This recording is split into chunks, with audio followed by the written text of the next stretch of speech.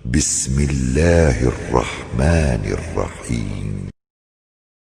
Sallallahu alaihi wasallam kalau mau menikah disuruh melihat, laki-laki melihat, perempuan melihat, dan tidak cukup dengan lihat foto. Walaupun ada pendapat ulama mengatakan boleh kalau melihat foto, disunnahkan datang melihat, terutama laki-laki melihat perempuan. Ada satu hal saya ingin titik beratkan di sini. Ini belum saya baca terjemahan hadisnya ya, tapi berhubungan dengan masalah melihat. Kalau laki-laki, memang kata ulama wajib melihat. Kalau laki-laki wajib melihat. Kenapa? Karena laki-laki itu lebih cenderung dengan masalah fisik. Kalau perempuan sunnah melihat. Perempuan sunnah melihat calon laki-lakinya, calon suaminya. Karena bagi perempuan adalah kebaikan karakternya, muamalahnya. Ibu mungkin kalau misal ada seseorang dilamar oleh seorang laki-laki, orangnya santun, baik sekali kalau ngomong, emang terkenal keluarganya baik-baik, tapi fisiknya tidak terlalu gagah, biasalah. Oh ya nggak apa-apa deh, mungkin pasti dia baik. Kalau laki-laki beda, walaupun perempuan itu cerewet, asal cantik, udah nggak masalah. Ini aja deh mah, saya mau. Ini soleh anak, enggak ini yang cantik. Fisik beda. Makanya di sini perintah melihat bagi laki-laki itu hukumnya wajib. Nggak bisa, jangan nanti direkayasa. Sudah nak, mama sudah lihat, nggak bisa. Dia harus lihat. Pas waktu nikah, ya mah nggak seperti yang diceritain. Nah, bagaimana kira? Kan nggak boleh, harus lihat. Jadi itu perintah agama kita memang ya, dibolehkan melihat. Beberapa hadis yang akan kita pelajari ke depan ini, beberapa hadis saya bilang mungkin 3 atau lebih. Semuanya berbicara tentang masalah wajibnya laki-laki melihat, dan bagi perempuan hukumnya sunnah. Boleh dalam Islam kalau ayahnya itu orang saleh, ayahnya orang saleh, memang dia orangnya baik, bijaksana, bukan tipologi ayah yang kadang-kadang ego, hanya memang dia dasarnya rusak hidupnya ya, pemabuk apa segala itu tidak masuk, tapi ini orang saleh. Boleh dalam Islam. Beberapa ulama fikih mengatakan dia menikahkan anak perempuannya walaupun anak perempuannya belum lihat laki-laki itu, karena dia tahu maslahatnya. Itu sering terjadi dalam kisah para tabi'in gitu kan, orang-orang saleh dulu. Mereka kadang-kadang menikahkan, kalau dia tahu ada orang saleh, dia langsung nikahkan anaknya. Kamu mau nikah sama anak saya? Maka laki-laki itu kalau bilang iya, langsung dilamar, dinikahkan. Maksudnya disuruh laki-laki itu mengatakan iya, jadi itu tanda lamaran dia, maka dinikahkan. Banyak terjadi, seperti kasus misalnya Sa'id bin Musayyab rahimahullah, seorang ulama tabi'in. Anaknya dia perempuan itu terkenal sekali kecantikannya, hafal Quran, hafal hadis ribuan, dihormati sekali di Madinah, dan ayahnya ulama besar. Jadi tabi'in itu sudah ulama, ini pimpinannya ulama terkenal sekali, Sa'id bin Musayyab rahimahullah. Kemudian anaknya ini pernah dilamar oleh kandidat khalifah.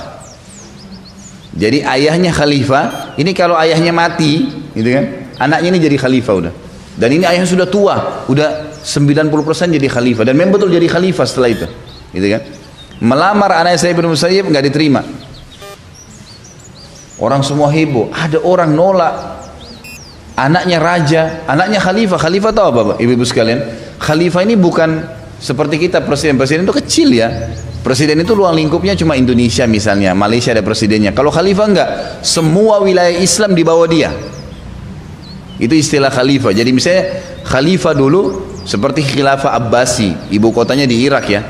Semua wilayah Islam dulu, Jazirah Arab, Afrika, daerah Spanyol dulu gitu kan. Itu semua di bawah dia. Jadi ini bukan cuman raja, bukan cuman presiden, di atasnya khalifah tuh dilamar, ditolak. Subhanallah. Sa'id bin Musayyib dalam sebuah kisah dikatakan dia lagi duduk di majelisnya, kemudian ada murid dia selalu hadir. Anak ini selalu bertanya, rajin, saleh orangnya gitu kan.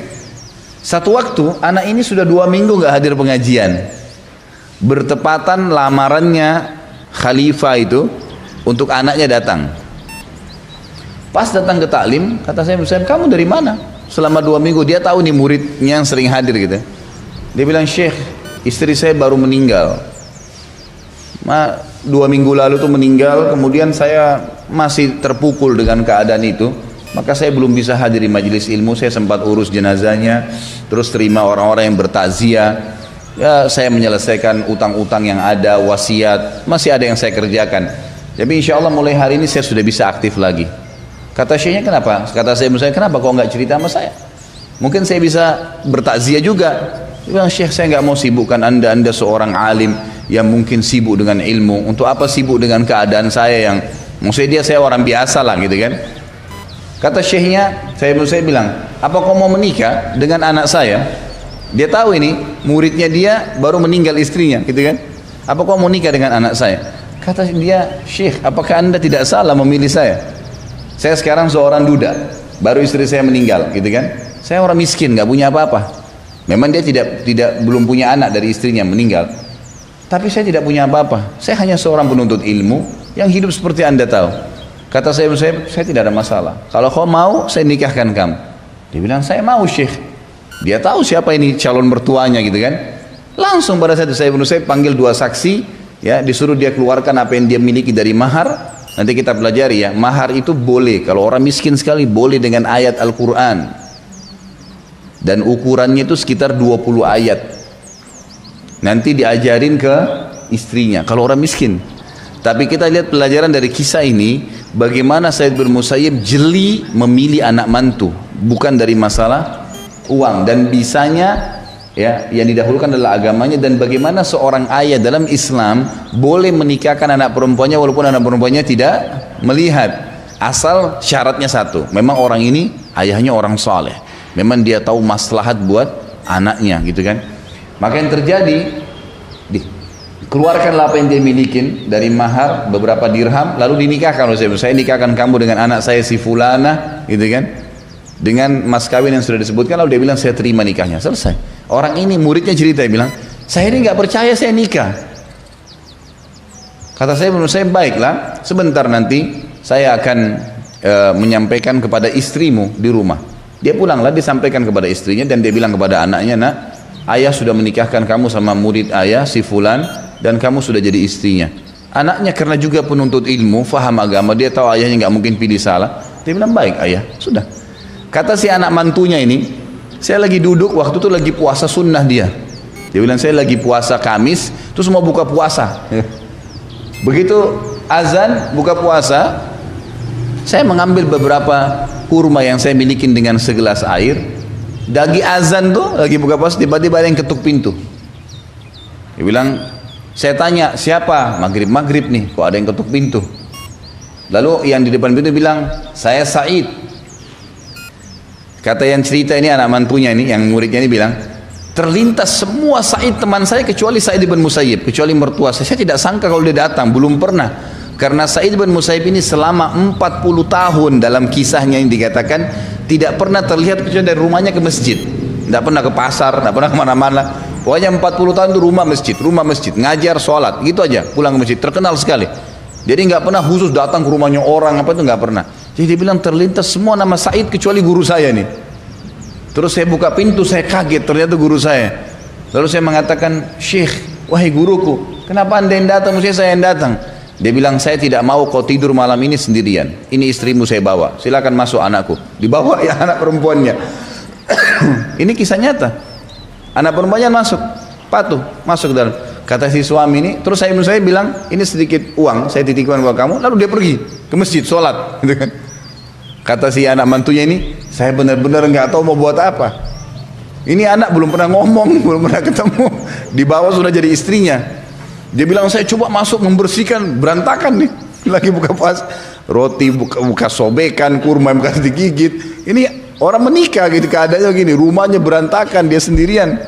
Maka dia pulang, saya rapikan secepat mungkin, lalu saya pamit ke masjid. Dia sholat, balik, lalu dia bilang, pada saat saya balik saya nggak ke rumah saya, nggak tahu mau bilang apa. Dia bilang, saya datangin ibu saya, terus saya ceritain kepada keluarga saya. Keluarga saya awalnya bilang apa? Kamu gila apa?